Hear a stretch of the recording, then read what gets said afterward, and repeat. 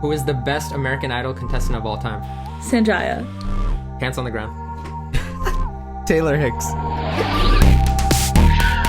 is happening? Man, I was very excited to do this podcast. That answer just went so many different directions. No, let's not get into that. Well, let's get into it. I was not. Did you say pants on the ground? I was not expecting pants on the ground, guy. Yo, what a legend! I didn't expect you to say that. Ground. You said it so seriously. Amber, you don't too. remember? No. Pants on the ground. Oh my, pants on the ground. Looking like a fool with your pants on the ground. Oh. The Best legend. contestant of all time. That was the You best thought answer right there. You really felt like we would all say that? I thought for us, it's because we kind of had a conversation about this. No, I guess before. I was thinking of like the top people. Oh, but- like actual legit. Like, Yeah. best singers. Yeah. Do you guys know who Taylor Hicks is? No. I don't Sounds think so. familiar. Neither does anybody else. This is why Taylor Hicks is funny. First of all, he kind of looks like George Clooney. Oh, it's I a don't know if you- boy. It's a guy, yeah. He's Okay. he was like an older guy, and he won the show, and then nobody ever heard of him ever again. My man just like decided he wanted to win, and then was like, I did it, peace. And then I don't really know what happened with him. Like I think he tried to won put on a concert. season and, like, 5. What genre is he? I don't remember. Huh? What genre does he like? I think he was like soul and blues, Okay. but he And, was was like he actually good? yeah, like I remember watching him. My dad was like, "This guy's gonna win." He had this like charismatic personality. He was like repping the old people, and my dad was like, "That's my guy." And then he ended up winning, and then he like I think he tried to put on a show or a tour. I don't know what it was, but like it didn't even sell enough tickets, and it was just like. Damn. And at the time, American Idol was like popping, like it was so big, and then this guy like won, and then we were like, "Oh, like what happened with this guy?" You know? Because there were some Right. American Idol contestants that were like, you know, Kelly Clarkson was obviously huge, Yeah. Carrie Underwood, Jordan Sparks. Yeah. Is that right? Yeah. You guys remember Bo Bice? No air. No. No. Bo Bice was the guy who went up against Carrie Underwood. He had like long hair. He was like this rock dude. He was really cool, but there was a lot of really crazy people. Wasn't But Chris out of- Daughtry on there too? Yeah, Chris Daughtry. Yeah. And he had the song "I'm Coming Home," right? That was him. But out of all those people, Amber decided to go with Sanjaya. Sanjaya Malakar, the only brown dude don't we ever attack saw. me like Amber had a crush on Sanjaya. Listen, I was here for the brown revolution before it happened, okay? There was no I saw revolution. him and I saw that there was potential of brown people in the entertainment industry, and I was like, that is why I like this man, because he is representing something so much. But did you like actually found him like genuinely attractive? See, the thing was, I literally never saw another brown person on TV before, and I knew I had to marry a brown man one day. And so I saw this man, and I was like, I have a crush on him. I didn't even care what he looked like at the time. Okay, so before this, we were talking about Sanjaya, right?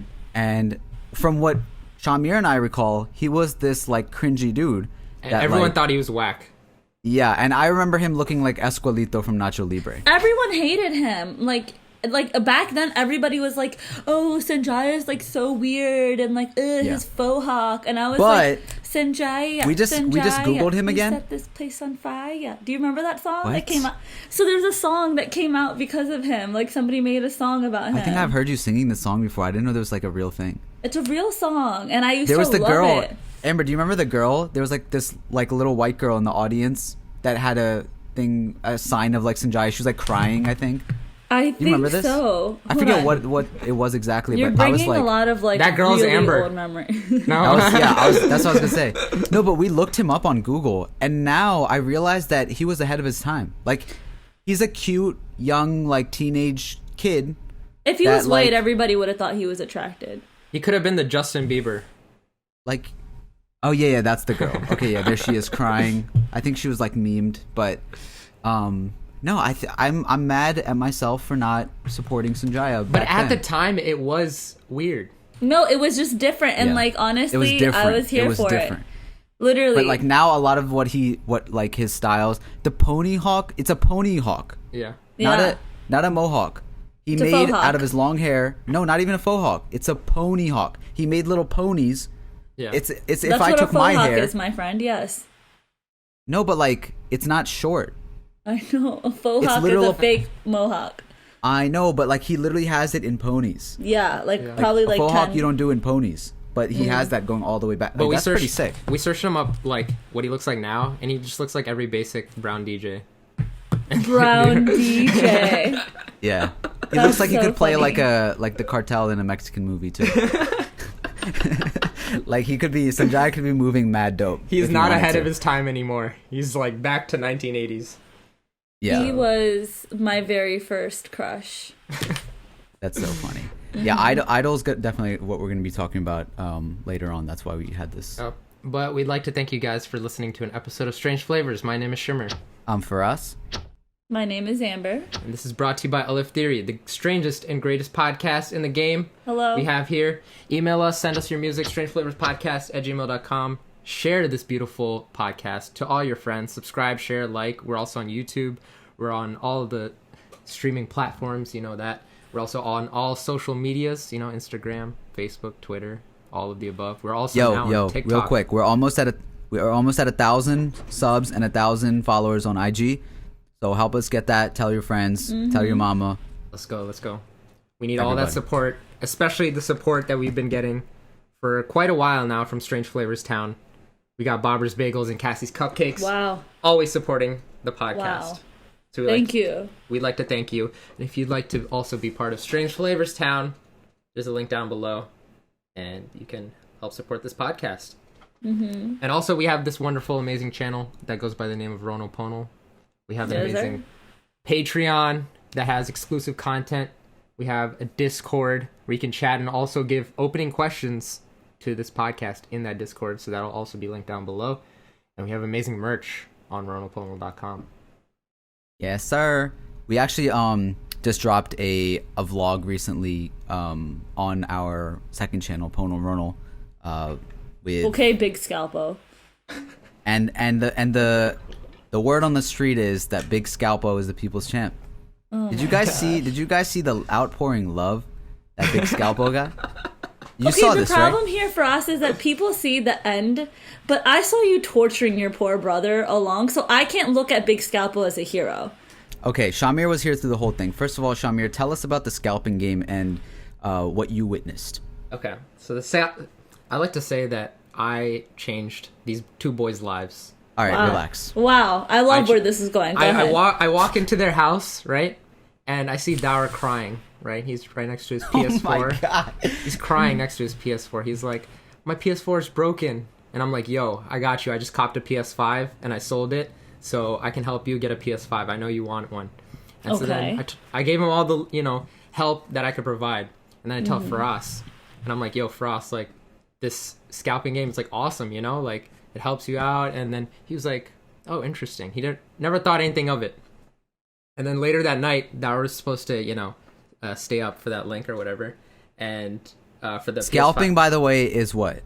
Oh, scalping is when you buy something that's like low in supply, high in demand, and so like And you resell it for a lot more. and you resell it for a lot more. So basically, Mind these you- PS5s and Xboxes have been selling for like 500, or are originally $500, and then people have been selling for like over $1,000. Over 1,000, yeah. And Dower's been publicly talking about how he doesn't like scalpers, scalpers, and all this type of stuff. Yeah. And so Frost and I were working one night, that same night where Dower's supposed to stay up, and I was like, "Yo, Frost, the Best Buy link is up." And so he's like, "Yo, I'm gonna try to cop one." He ends up buying 3 consoles, and Dower gets 0. And so throughout this whole process, right, the next morning he goes to his brother and he's like, "Hey, I got 3 consoles."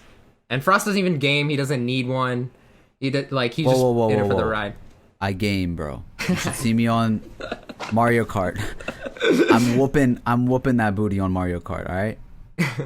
But I think the funnier aspect is that you don't like game on PS5 or PS4. You don't care about those consoles.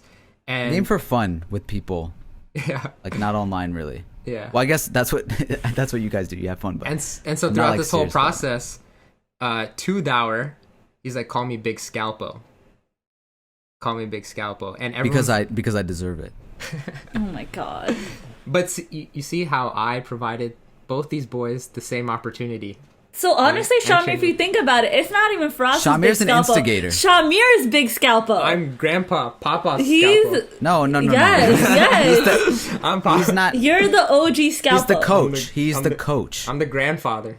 The Grandfather godfather. Godfather Scalpo. Yeah. He's The okay. god. You guys don't. You don't even get how it works, Amber. You don't just get to come in and throw terms around. All right? Why? I am voting Shamir being the bigger Scalpo ahead of you. You're like Big Scalpo. No, you're medium Scalpo. Shamir's what- Big Scalpo. This is what Amber does to try to like help herself cope with the fact that like I was able to get something that like not a lot of people were able to do. Look, it's simple as this, because I right? care so much about the scalping game. Wow, It's I simple need as to cope this. so It's simple bad. as this. It's simple as this, right? I stepped into the game for one night. Mm-hmm. I was editing a podcast. I was doing this. This is what I do, right? Mm-hmm. But then Shamir's like, "Yo, they got him on sale." I was like, "They do?" So you're And then I was admitting like, "Oh, because I just that got Shamir one." put you on. And then he was like, "No way."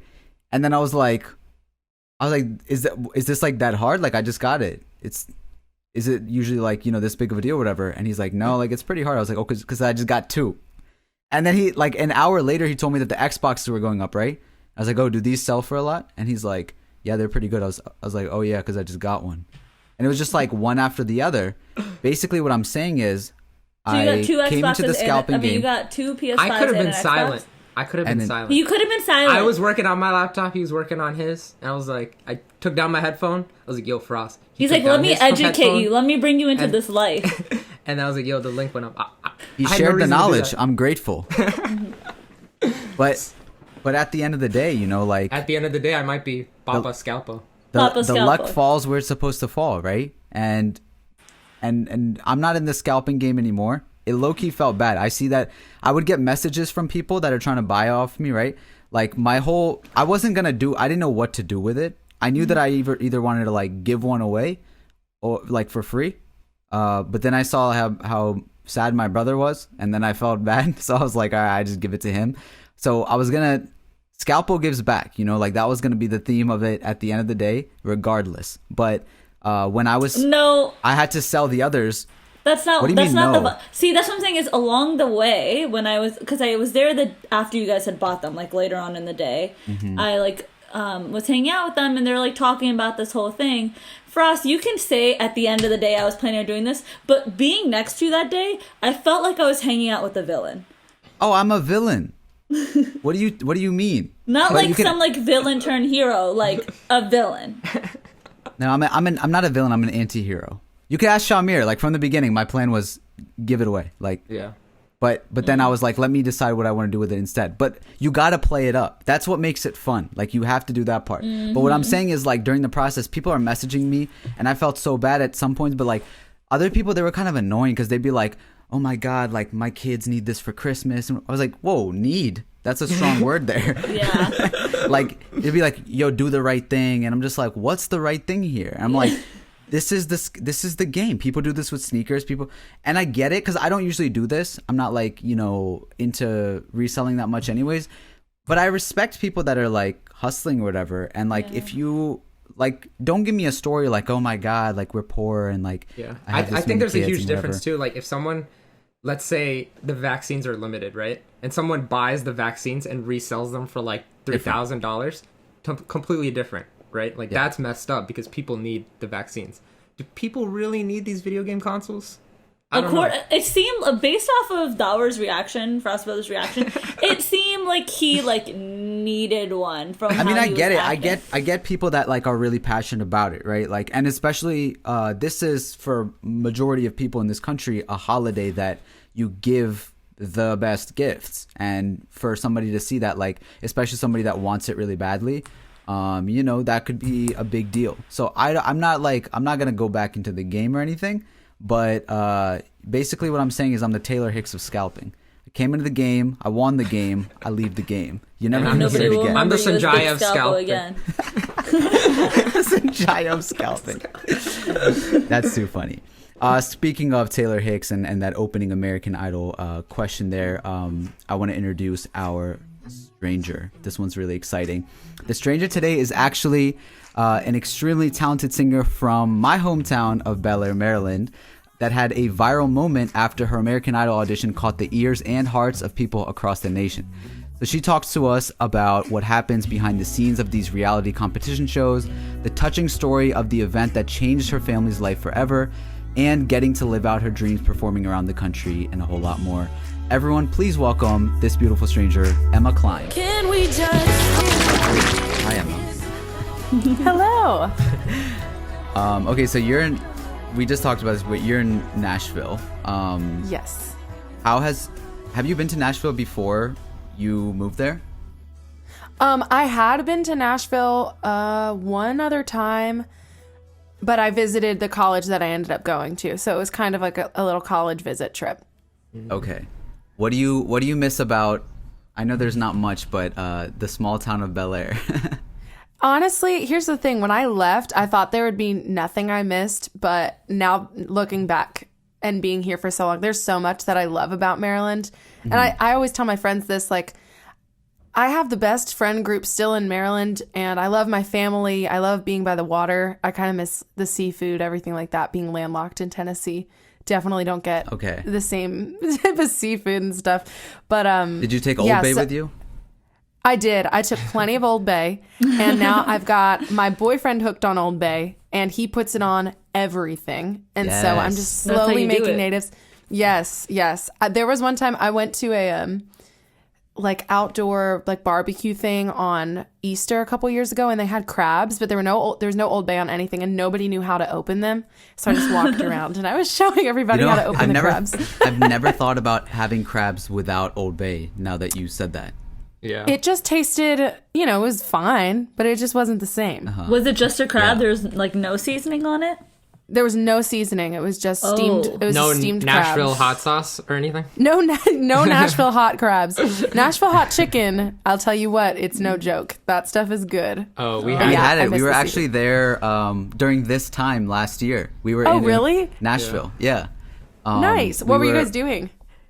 We had one of our friends was getting married in Dallas, and then we were taking a road trip back to Maryland. So we wanted to hit all like the southern states. And then, obviously we heard about Nashville hot chicken, and it was hot. Like it was hot. Really no joke. It's and we eat a lot of spicy food, but it was hot. It's like a different kind of hot because, I just ate Thai food. Like I love that kind of spice. But then if I have like Nashville hot chicken spice, it's kind of a not enjoyable spice. It gets to that point sometimes That's where what I'm like, I said. This just hurts. I don't like this. It's not my favorite. Is it like a buffalo type hot? No, it's just like it's just straight spice, no flavor. It's like fire. It's like fire in your mouth. It's just tongue hurts. Yeah, no flavor, just spice. Like there's not like a sweetness. There's not like a special sort of pepper that you take. It's just like hot. It's just hot. There's one place that I go in Nashville that has hot chicken on a pancake. It's like a honey corn cake with they like drizzle honey and there's pickle and chicken and waffles type of. Yeah, it's like kind of like chicken and waffles, but it's hot chicken, and that's the best I've had because it's not overwhelmingly hot, and then you got the pickles and you got the pancake, which sounds like a weird combo, but it's very good. Mm-hmm. That sounds like it. I think sweet and spicy is a great combo. Yeah. I was just made a post yesterday about like, being in a small town. We're privileged enough to like travel a decent amount, and I people find it funny, but I love coming back to Bel Air, and I actually love, the vibe of just having like a sort of close-knit community and just being away from so much. I don't know if that's how you feel or like if you miss that out in Nashville. Yeah, I definitely miss I miss that. I think that the nice thing about Nashville is that it feels like a little bit of a small town and a city at the same time. But the difference between Nashville and Maryland, mainly for me, is just like, I don't know, the nostalgia of where I grew up and knowing where everything is, and just like getting in my car and not really remembering where I'm driving and just being like, oh, here I am at the same place that I grew up going to. Like I love that. Home is just home. And my parents just moved to Haverty Grace, Maryland. And I love it there because now when I go back, like Alex and I'll go walk by the water, and like you can just see the sun come up over the water every day. It's gorgeous, and Bel Air will always be home too. It's home. You can't replace it. Exactly, yeah. And, you know, I think that's part of why your story really took off, especially around where we live. We don't see that a lot from here. So, you know, obviously a lot of people know you now from the whole American Idol viral video that you had, and then everything going forward from there. And people were celebrating, you know, oh, somebody from Bel Air, or even just like Maryland. But on top of that, you know, somebody that at least our mutual friends all personally know, you know, what type of a person you are, and celebrating kind of the success of somebody who kind of has always, you know, been so talented in that space. So I wanted to start off with that, the experience of American Idol. You know, we all see something that happens on TV, but is that how it goes, or is the process totally different from what you'd expect? The process is, well, first of all, thank you for saying that about the community and everything. I'm so grateful for the community, like, supporting me in Bel Air. I feel like so many families and communities sometimes don't understand when people have, like, big dreams, I guess. And I feel like Bel Air ultimately really cultivates people with big dreams in a weird way. Like, there's so much space for support there, and I've just felt that. So I'm really grateful for that. But American Idol was wild. Like, I had tried out for different reality TV shows since I was 12. I remember I tried out for the X Factor with my mom, and I got to like round number 6. And there's usually like, I don't know, like 10 rounds before the round. And then sometimes you don't even get before like being in TV front of the round. Celebrity judges. Exactly. Yeah. Okay. And so, you know, for X Factor, I remember being 12 years old, standing in line for 8 hours with the like big, you know, when they would have the bird's eye view, shots of everybody like waiting in line. And they really just put you in those circumstances so that way it looks intense. There's no need to be in line for like 10 hours, but they do it in the rain, in the cold, in the heat, whatever. So I tried out for the X Factor, The Voice, American Idol. I did all that probably like up until I was about 17 or 18. And then I was like, this is fine. And then because I realized it in college, I was like, there are so many ways to achieve the things that I want to do. And this is just like one happenstance way to do it if something were to work out like that with a television show. But really, I fell in love with writing, and I was like, it's just going to work out however it's going to work out. It doesn't need to be that way.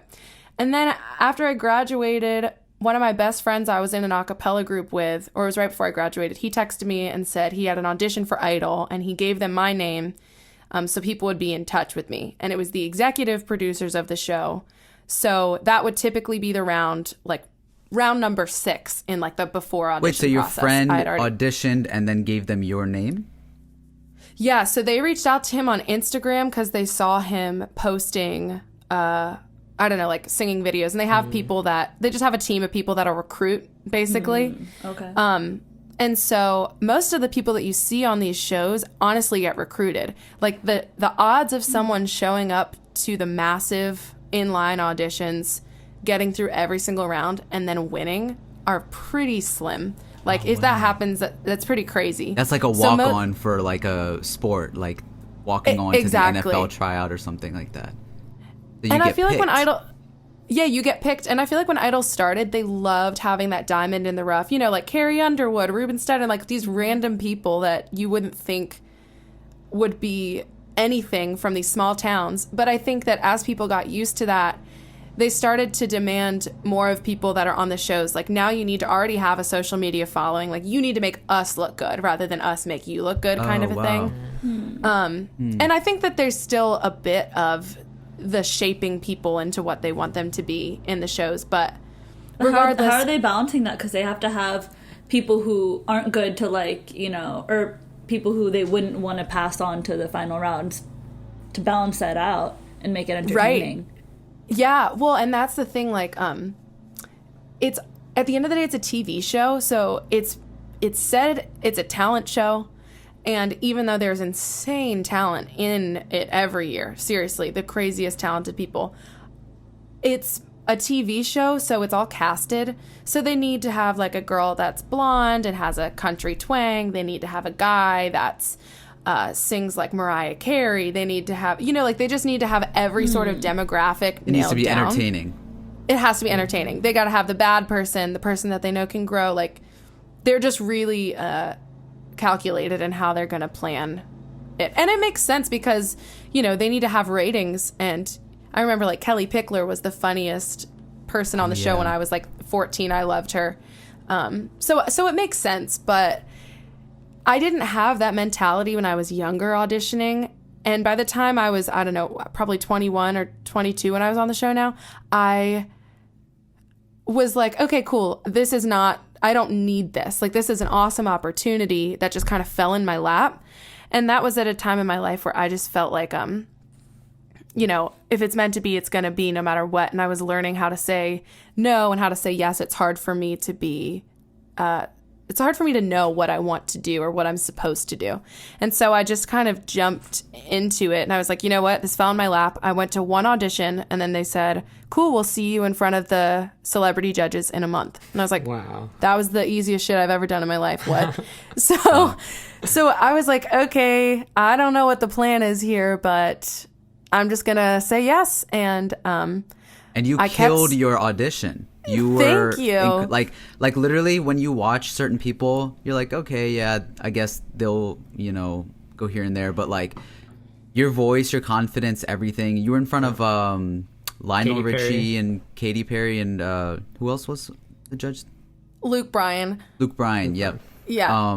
What was that like? Were you nervous? Were you as confident as you looked?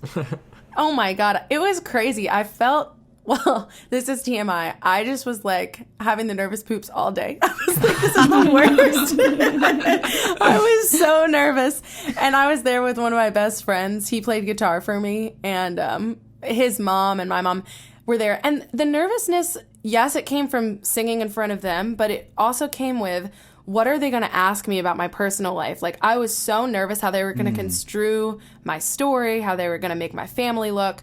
They were trying to, like, back me and my friend Sam, who played guitar for me, into a corner of, like, oh, so you guys are dating, right? And we were like, no, shut it down. Like, we don't want that. So because they're trying to pull for, like, a story.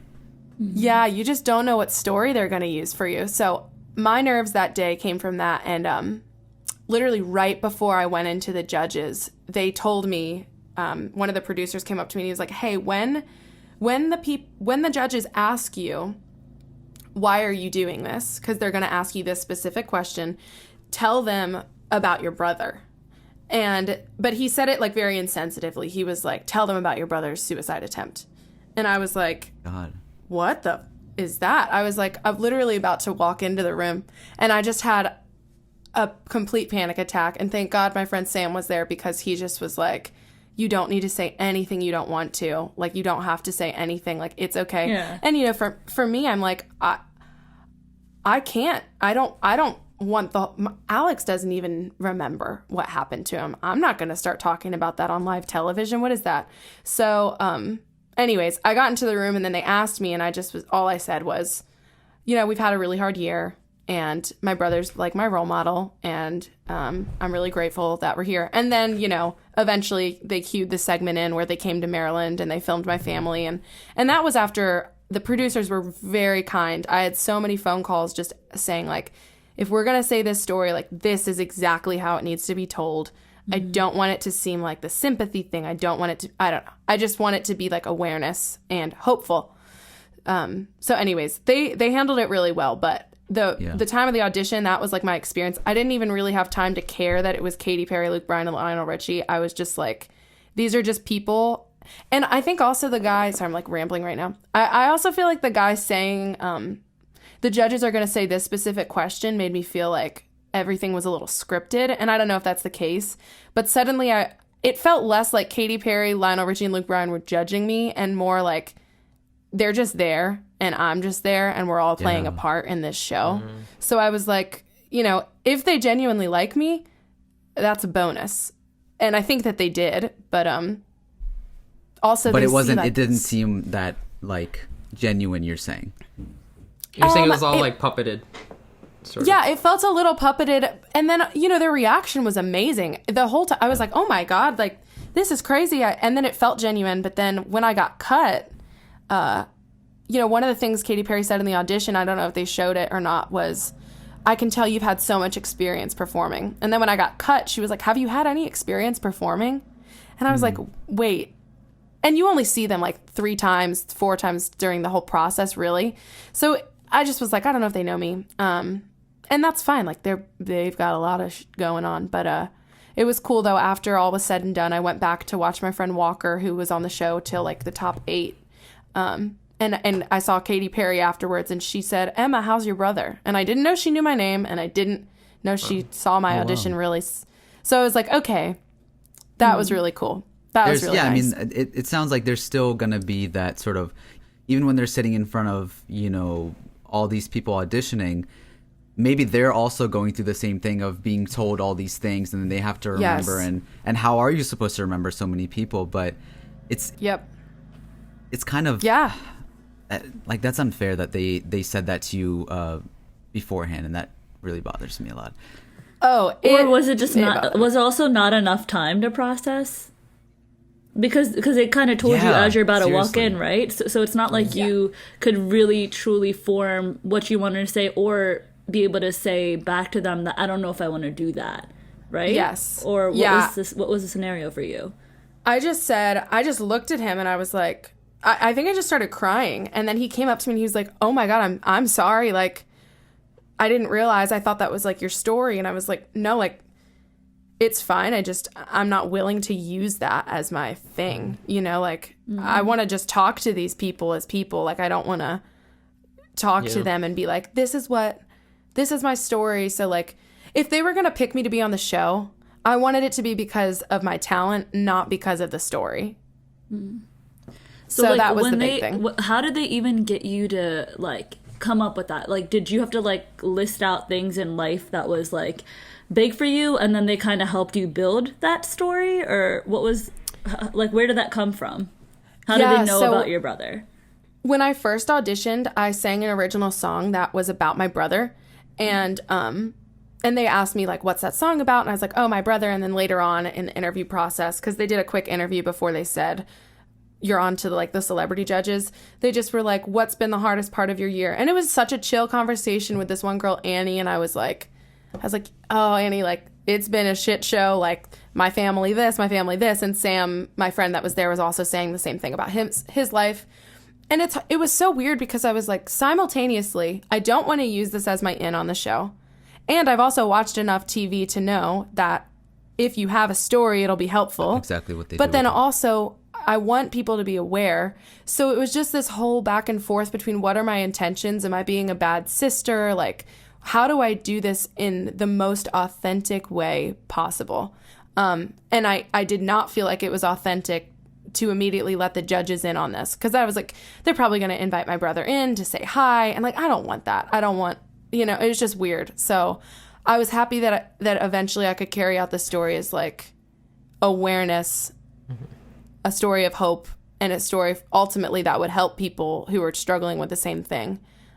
It was nice to share the story with the world, but yeah, I really struggled on whether or not I wanted to tell it, if that answered your question at all. No. Yeah, but like the way it came off, I think it was presented really genuinely. It came off in a way that, we could see your parents and the way that they handled it and everything, and it didn't seem like scripted or anything. I remember watching Idol as a kid and always knowing that when they showed the story, that person is going through, because they wouldn't go and to somebody's town and get all this stuff. So it was interesting to see somebody that I know in that same scenario. But also I wanted to ask you, when it got like big on Facebook and everything, what was your reaction to processing both all the positivity about it, but then also there was like there was a lot of critique about your voice, which at least it was about you and not anything else. Yeah. Well, people also had a lot to say about the song because it was called American Privilege. And everybody was like, oh, so you hate being white, you hate America. And I was like, oh my God. I was like, I remember, and I was like, it's not worth it to respond. But there was this one guy, and he was like, how could you even be on American Idol? Like, you hate America. And I was like, sir, I love the country I live in, and there's a lot of problems I see in it. And like, I'm part of it.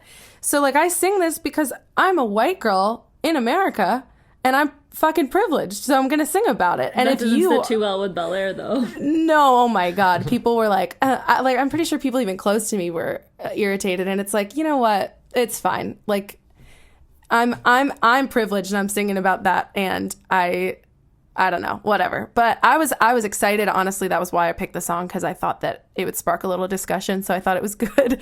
But it was only a little bit, by the way, for people that don't know. It was very, very minimal compared to the tremendous output of so much support and love towards just your talent, but also your family, and that was so heartwarming to see. It was incredible. Oh, sorry. No, it's okay. Was it weird to have, something happen in your family and then all of a sudden have the world know about it? It was, and it was the first time that we spoke about it openly as a family. If someone dies in your family, then you kind of have to speak about it because they're gone. But if someone's still alive and you experienced a trauma, it becomes a lot more difficult to talk about it because you're still trying to protect the person that's alive. So it's like a loss, but with someone that's still in my life all the time. Mm-hmm. And so the main priority was protecting Alex and making sure that it wasn't, just protecting Alex. And then everybody in my community was so supportive. I think that a lot of people didn't even know what had happened. And so I'm sure it was probably pretty jarring for people to be announced, like to see that announcement in that way. But also it felt like a good way to present the story to people. Mm-hmm. Like if there was going to be a way to put it out there, it felt like the way. Mm-hmm. So that was nice. But I also feel like, as far as the critiques go with my voice and stuff, I've had that my whole life. Like people are just going to say stuff. And in college, we had a class once a week where we would sing in front of all the other majors that were in music. And their job was to just be like, oh, I didn't like that, or I did like this. And so I take what's helpful and I leave behind what's just mean, Yeah. And I try to make fun, too. You have a really good attitude about it, so that's really nice. It is what it is. There's definitely times that I want to be like, what do you have going on in your life that you have time to do this? Yeah. But. Okay. So, I did want to talk briefly about Alex, and you say you want to raise, awareness in your own way. So I want to, highlight that a little bit. First of all, by starting out and saying that for those that don't know, I don't know if Shamir and Amber, you even know this, but Alex was a really close friend of mine from middle school throughout high school.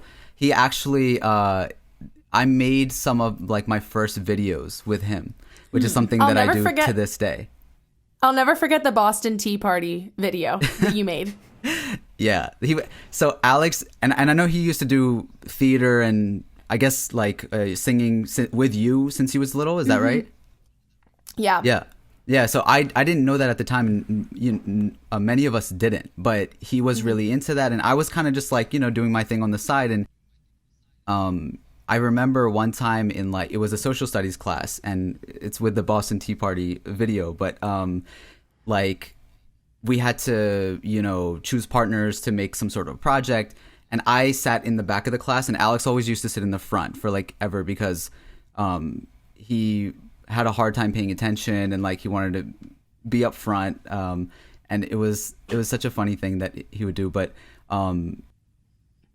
he like stood up when the teacher said pick your partners, and he stood up and like pointed to me in the back of the class and was like, Ross, I want to be your partner. And everyone was just like, all right bro, calm down, like why did you do that across the whole classroom? But he really, liked my ideas, and he wanted to make a video together, and like we ended up doing that a few times and like showing it to the class, and everybody loved it, and we ended up making this entire like movie basically after what was it, after middle school that we were supposed to like show to the whole our whole school, and it like didn't go well because it was extremely offensive to a lot of people, but we had like the best time making it, and sometimes I'll still go back and watch it because it's such a funny video. But yeah, like Alex was always, from what I remember, like throughout school, just this super confident, courageous person that, you know, was not afraid to be himself. And that was what I always respected. He helped me, you know, along the way be confident who I am because of how confident he was. And he had this love for Jesus and God that was like, you know, people weren't comfortable talking about. And, you know, I'm somebody who loves my faith, and that, again, was like really inspiring to me. So, you know, what I want to hear it from your perspective of like when you found out about everything. Like, what was it like being his sister? I know you guys were obviously very close, to process what was going on. How did you make sense of it? I love hearing all those stories about Alex. That's awesome. I'll have to send you like the video too, because I don't know if you I would have love it or that. have seen it, but yeah, I don't think I've seen that one. I would love that so much. I know my mom and dad would too. We're dancing in it and everything. It's hilarious. He's hilarious. Yeah, he's just always been just like a light, you know. And he, yeah, for me processing everything, like I'm still processing it. I've been going to therapy for like 4 years now, anyways, and I feel like it's just something that I still have only kind of scratched the surface of processing. And it's hard because, you know, trying to process one thing while also simultaneously currently processing the reality in the present moment that he, you know, is relearning how to eat and talk and walk and just function as a human. And, you know, that's really hard to see your big brother in that state and like trying to help him in ways that, you know, I would probably be helping like a little brother, you know, like a little brother. Can you just describe what it is that like is the brain condition for people that don't know what you're referring to? Yeah, so my brother has an anoxic brain injury, which is when oxygen has been cut off to the brain for too long. And he like has, I mean, there's truly no reason he's alive at all. It's straight up a miracle. It's insane. And I believe that it has so much to do with that faith that you were talking about. You know, I think that that is something that saved his life. And he, yeah, so he has an anoxic brain injury, and that really looks different on every person. And it's very difficult to know in his process of getting better, you know, like, I mean, a huge part of it is it's all brain injury, but then still understanding that there's like mental illness stuff happening as well as other things. So there's just so many layers to his condition right now, but the biggest kicker is the brain injury, because it's especially like, I'm pretty sure it was either the right or I don't know, one of the sides of his brain that was affected. So now the whole left or right side of his body like is kind of gets turned in, and you have to constantly remind him to like fix that. And it's pretty incredible to watch someone learn how to live. It's weirdly beautiful in a way to think about how like every single thing that I do, like my life is a multitude of parts in the sense that I have, you know, like a schedule and a calendar and places to do, things to do, whatever. And being around my brother helps me feel so present because he has to learn how to like function in a human body in a way that is like, that is his life right now. And it's kind of beautiful to be there with him through it because it just makes the whole world slow down. And obviously I wouldn't wish that on anyone, but that's kind of the light in everything has been being present with him and patient with him and just like loving on him as he's relearning everything. And, you know, when I heard the news, like, I mean, it was just a complete shock. Like he just, there's so much more that I could go into, but he, I know that he's grateful that he's here. And I know that he is like, you know, however he was at a certain point in his life, like we just shower him in so much love constantly, just constantly. Yeah. Yeah. I love him very, very much. Yeah. And And I will say again, like, you have, the most positive outlook about this whole thing. I know that, like, even during the piece, you describe growing up with the new Alex. Mm-hmm. And that's really interesting because you know this person for obviously your entire life. And then now you're kind of learning to, like, what are the difficulties and just, like, the beauties of figuring out separating the old Alex from the new Alex, and are there, like, challenges when you try to connect them? Yeah. Well, it's funny because there are still moments where I'll, like, see him, like, totally as old Alex, and he's kind of become, like, new Alex is, like, a sweet, like I said, he's like a little, like, almost like a little brother that I care for, and I've never in my whole life been, like, cuddly with my family in any way. But now when I'm home, I'm just like, Alex, and we'll just, like, hang out, and I'll just, like the other week he came in, we watched Schitt's Creek in my room till, like, 3 a.m. He just, like, knocked on my door and, like, came walking in, and we would just never hang out like that. And it's so good. And yeah, so in a lot of ways we're closer than ever, which I love. But then there are other times where, I mean, it's very clear that he's my older brother, and he's been showing it more recently. Like, if I try to get on him about, like, chewing the right way or whatever, he'll be like, stop, Emma, like, you're my sister. And I'm like, I respect it, I get it. Like, he's like, you're not my mom. And I'm like, okay. And it's pretty infrequent that you get that reaction out of him on a good day, but you do. And it's funny, like, when he's kind of being a little bit more, like, stubborn and rude, it's honestly a good sign because it means that he's more aware. Mm-hmm. But yeah, I miss, the thing I miss most about Alex is his just, like, crazy stories and, like, going, like, I would have loved to have been 21 with my brother, and gone out with him. Mm. And I would have loved to have, seen him get married one day, have kids, those are all things you're like, now I'm not going to be an aunt, I can have hope that maybe somehow one day I can be, but that's an adjustment.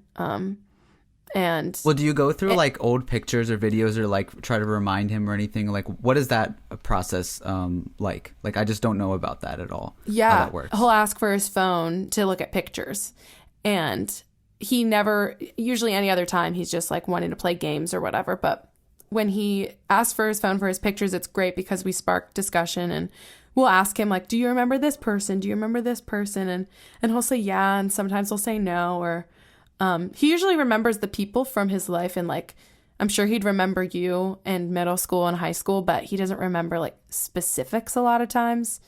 But yeah, he's always interested because when he does go to his phone, he recognizes that every picture stops at 2017 because there's, like, nothing past that point. So the other week when he said something about it, I was like, let's take pictures so you have other things to look at other than, just pictures from 2017. Yeah. And he has, like, full understanding of it? Or, I mean, like understanding of what happened? To him? Yeah. No, he doesn't know. He doesn't remember that he attempted suicide. He knows he has a brain injury, but sometimes he forgets. He does. And we'll have to remind him. And I think that the reminder is, like, one day we were trying to open crabs, or, like, we were eating crabs, and he was trying to open one. He had a mallet, and his hand just, like, couldn't get steady enough to do it. And you could just see on his face how frustrated he was about that because it's just such a, like, easy task. Mm-hmm. And so we just have to remind him, like, hey, like, you have a brain injury. Like, there's a part of your brain that's not working. It's not your fault. You're doing a great job. Like, you're just having to really focus here. Like, you really have to if you get your hand cut off, you can't use it. It's like if you get, like, a part of your brain that dies, you just it's amazing when he has the good days that he does. Like, those days are miracles, truly, because I don't know how he does it with how bad it can get too. What was your parents', I guess, reaction to all this, and how has their lives adjusted? I mean, like, my mom had to go back on her job. My dad had to go into early retirement in one of his jobs. I think, I could be wrong. My mom is now had to sign up for an agency to be a caretaker for him. They have to have a caretaker, like, At first it was every day and one that would stay through the night and watch him. And now it's not that way. It's our sweet TT. She comes over every other day and she watches him, and she's amazing. So, it's been a lot on them financially. It's been a lot on them mentally, emotionally, but they've kind of gotten into a place where it's a little bit of the new normal, and they're, it's not a way that they want to continue to live by any means, but they help me, in every way feel like it's okay that I'm in Nashville, that I, even though they're struggling in Maryland, they make it clear that they're happy that I'm doing what I'm doing. So that's been really great as a daughter and sister to feel like affirmed that I'm in the right place, even though it's hard. Wow. Emma, how do you make sense of all of this going forward, on your approach to life, on how you look at other people, of what you, think about mental health and even your faith?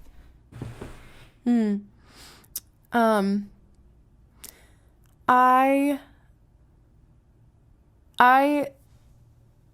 feel like it changes a little bit every day. When it initially happened, I think it was the strongest my faith has ever been, in like a weird way, because when something so drastic happens, I feel like the only thing you can turn to is that, and my faith is still one of the most important aspects of my life. It just looks a lot different now, in the sense that, I've had a lot of big questions for sure the past year, a lot of deconstructing and Christianity and curiosity, but I've kind of come around to like this more universal perspective of things, very open and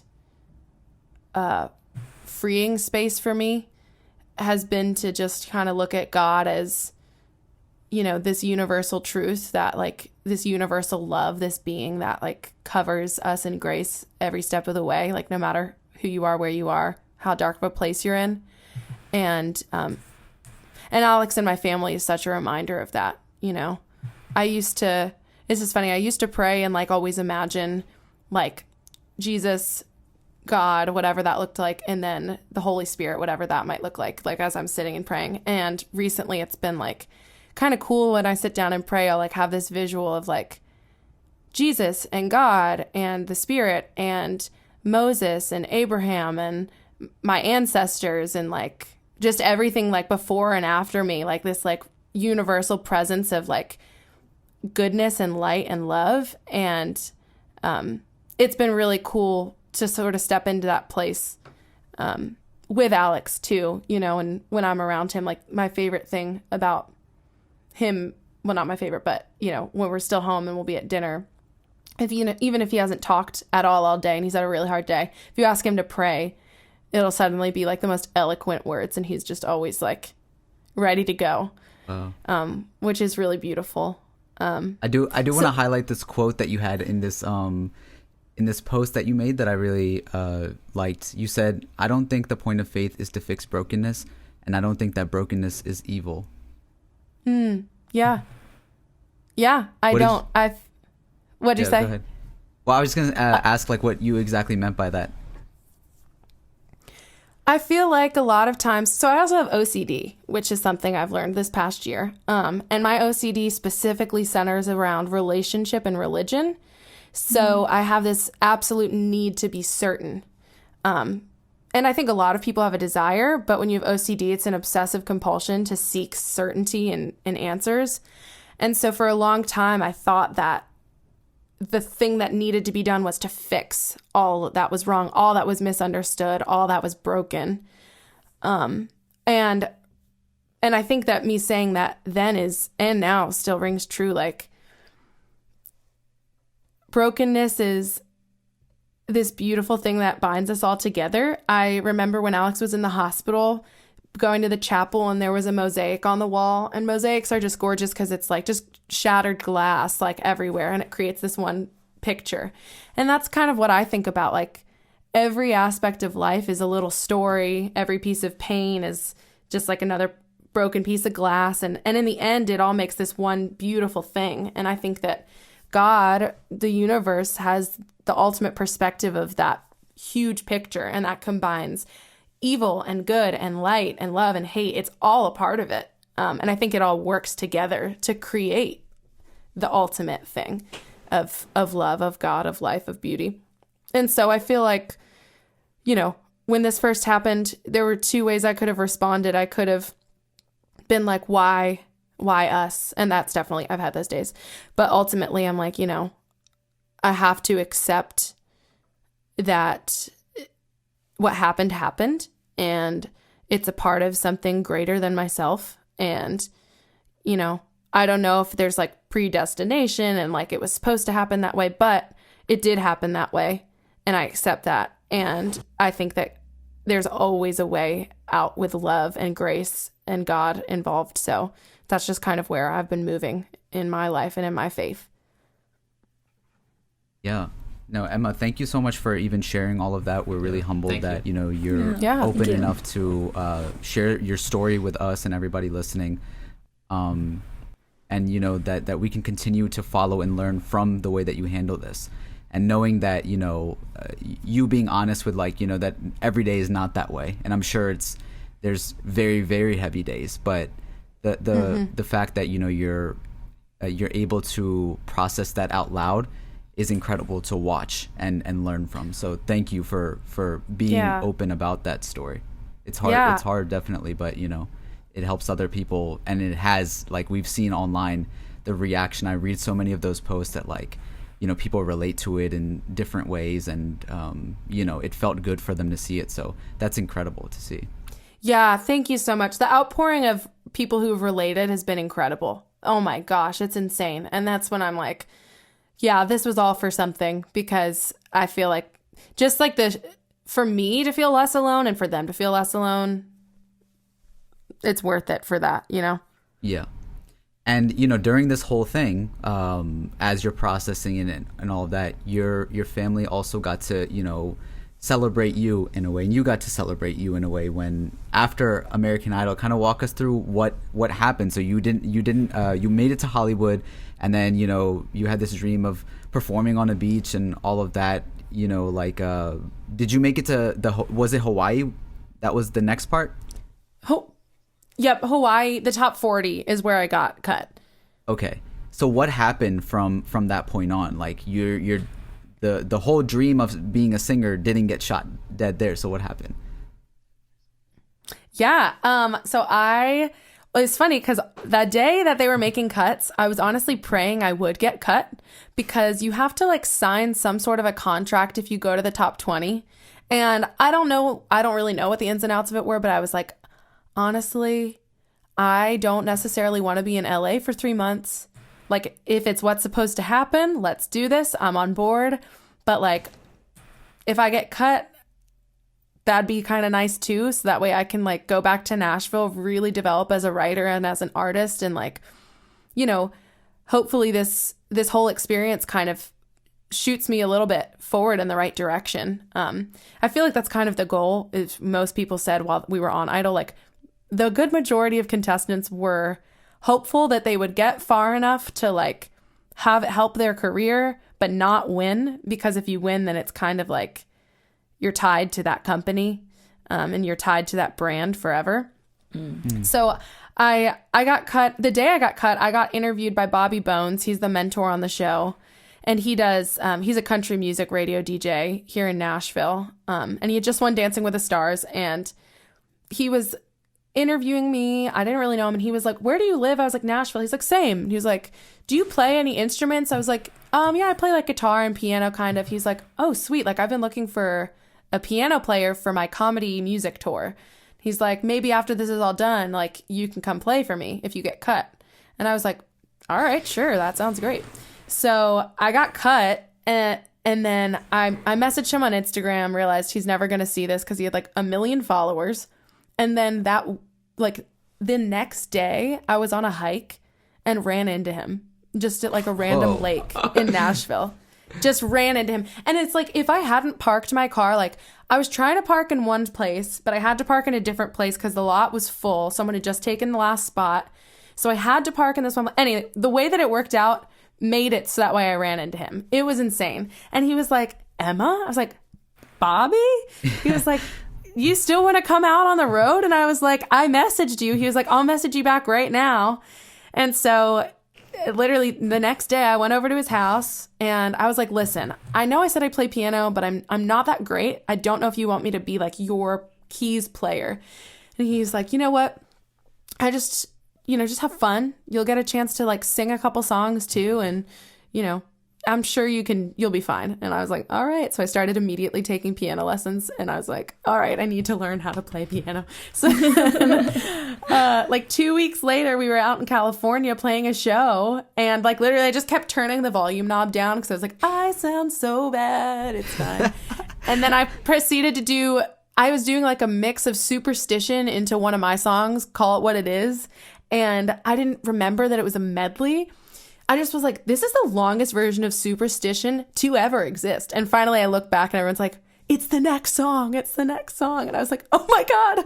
So anyways, we ended up playing a medley for like 12 minutes. It was terrible. But my friend Walker that had gotten me the audition on Idol just got cut after I had played maybe 4 shows as the piano player.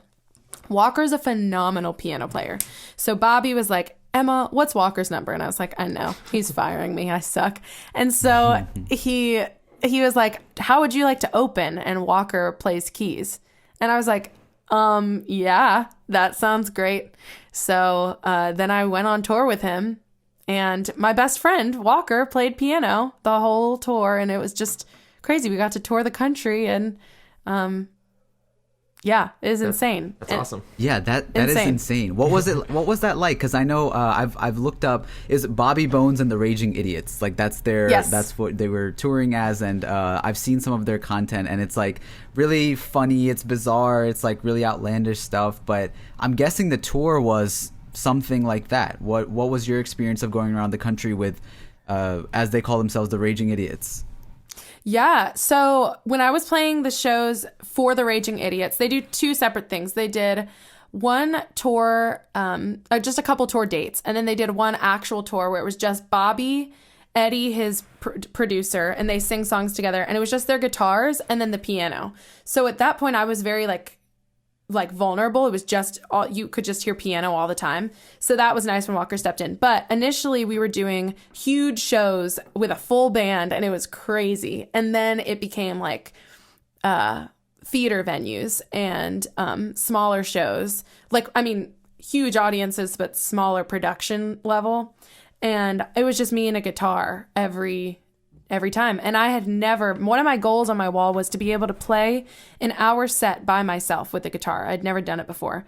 And so when Bobby asked me to tour and he was like, you can't bring a guitar player, like you need to play for yourself. I was like, all right. So I just did the same thing. And I was like, I'm going to put together an hour set. And I fell in love with the order. It ended up being this, like, I just told this story every week of, it was 6 songs that followed a relationship, and like just so happened that I'd written all these songs in order and they told a pretty funny but sad story. So I just did that every week. Yeah, it was a blast. Bobby and I would sing a song together that was comedy. It was like it was just funny because I like sing sad songs like at a comedy show, and I'd be like, I don't know why he chose me to open, but here you go, everybody. Well, you know, like your songs are, they although they, do pertain to relationships and, in some themes, heartbreak and stuff like that. They still seem very positive. They're feel good. Thank you. The ones that have been coming out, I've kind of done that on purpose. The only ones I have out right now are the most up they get. It's kind of downhill. So it'll just kind of get a little bit more dark as time goes on. I'll definitely keep it fun. Eventually I'll get back there, but there's like, it's like I have 3 upbeat and like probably like 13 that you're like, oh, are you okay? And I'm like, I swear I'm good. This is just what I've been doing the past 4 years. But thank you though. I appreciate that. Yeah, well, I mean, you have to put it into your music. Where else are you going to put it into if you can't, express yourself in that way? Yeah. But I did want to ask you about, like, what is that process of the themes you come up with when it comes to writing and recording something? Like, what do you do? Where do you get your inspiration from? Who are people you look up to? And what do you try to create at the end of the day? Yeah. So through Bobby, his manager, Tom Becci, works at Red Light Management, and he told me he came and saw one of the shows, and right afterwards he was like, send me an email. I want to help you. And he was like, I think we can get you a publishing deal. And I was like, that's the top goal on my goal wall. Like, I would love that. And within a few months, I had I'd gone on a couple writing retreats with a publishing company, and then I signed. And so now, you know, I write full time. I write every day, and basically every day. I've got people that are in charge of my calendar. So every morning I wake up and I just see, who am I writing with today? Oh, you And fancy. It's crazy. I'm like, who am I writing with today? And we'll just write a through song. Zoom? Yeah, we've been writing through Zoom right now. At first I was like, this COVID thing's going to last like a couple weeks. Like, let's just we all wait. thought that. And then, yeah. So now we've all truly become experts at Zoom writing. It's weird because you won't know someone at all, and you'll meet them and, you know, first be like, who are you? Where are you from? What makes you happy? Okay, let's write something super intimate over Zoom. Yeah. But the writing process for me is my favorite thing. It's the best. I love it. I love keeping track of song ideas that I have. Basically, I'll just like think of an idea, put it in my notes, and then whether I'm writing it by myself or with someone else, I kind of let sometimes the melody comes first, sometimes the lyrics do. It's pretty random, but the biggest thing is always serving the song. It's kind of like a Michelangelo with marble. Like, the statue's already there in the block, he just carved it out. And I always think about that. It's like the song's there, it's just kind of like you have to listen. It's like, it's a pretty spiritual thing, and I think most songwriters would say the same thing. Like, you just have to really listen and like be present, and just suddenly you have a song. And then the recording process is awesome too. I love focusing on how I want things to be sonically, and a huge part of that is listening to different music, which is awesome. Like, my boyfriend has a studio and he loves to listen to music, so he's really helpful with those things for me. Do you record in a studio or different studios? Yeah, or I at do. home?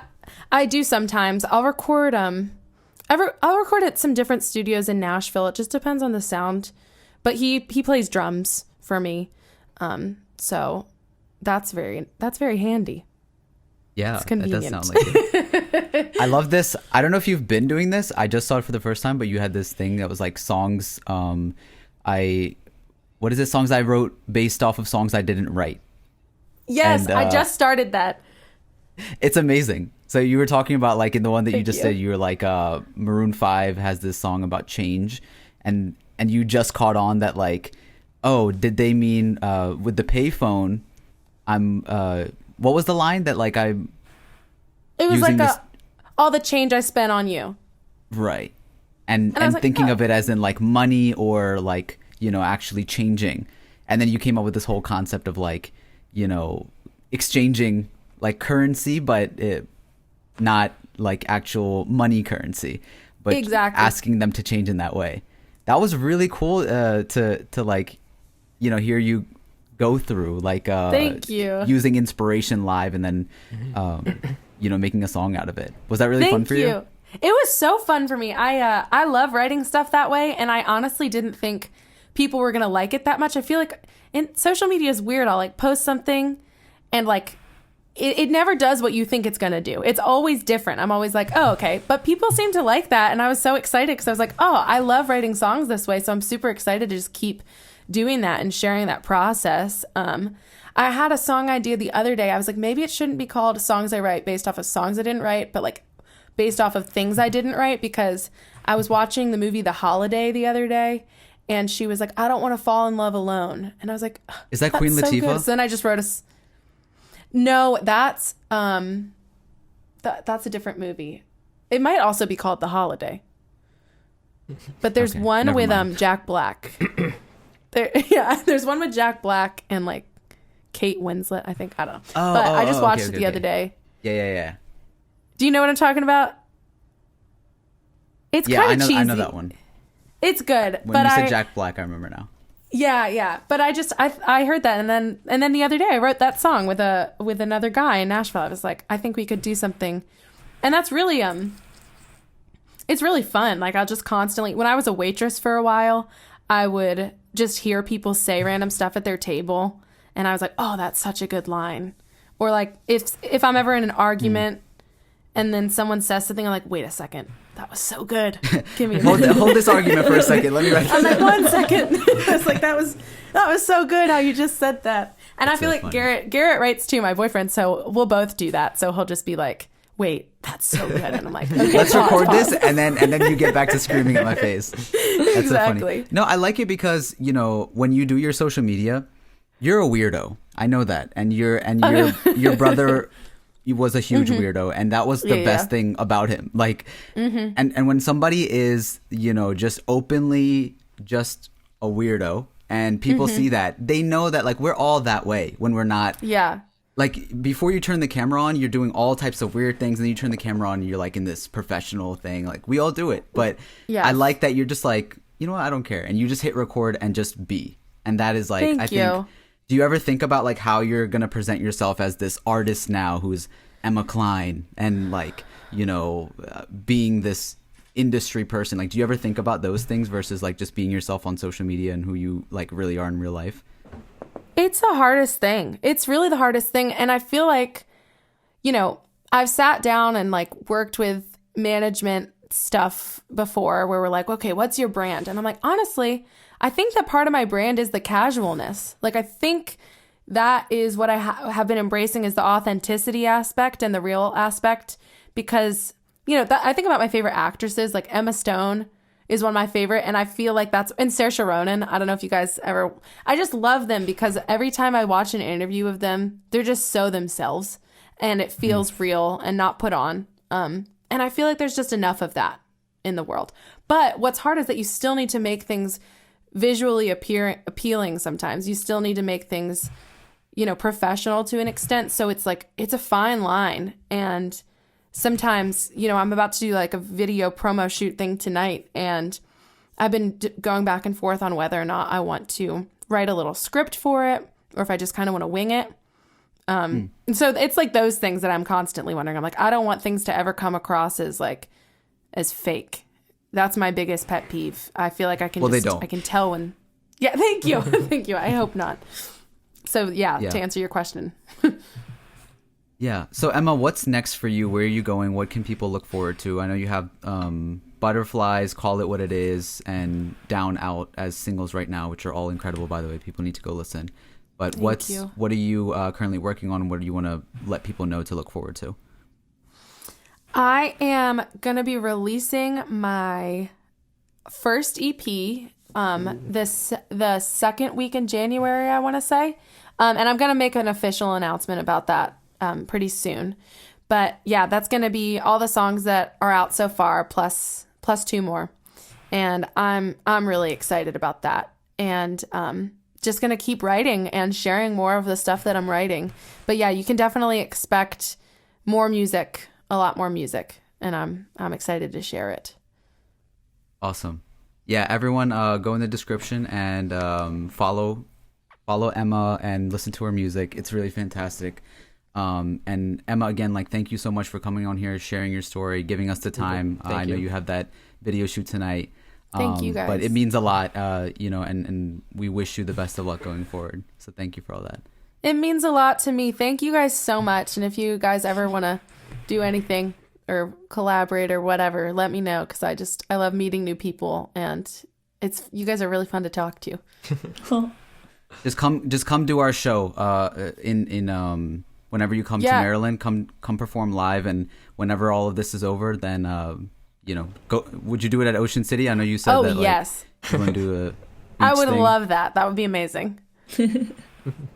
Yeah, so we'll have to do that. So this is Strange Flavors. We ask our guests one very important question at the end of every podcast. Shamir, do you want to take that away? Sure. If you could describe yourself as any flavor, what would it be and why? Oh my goodness.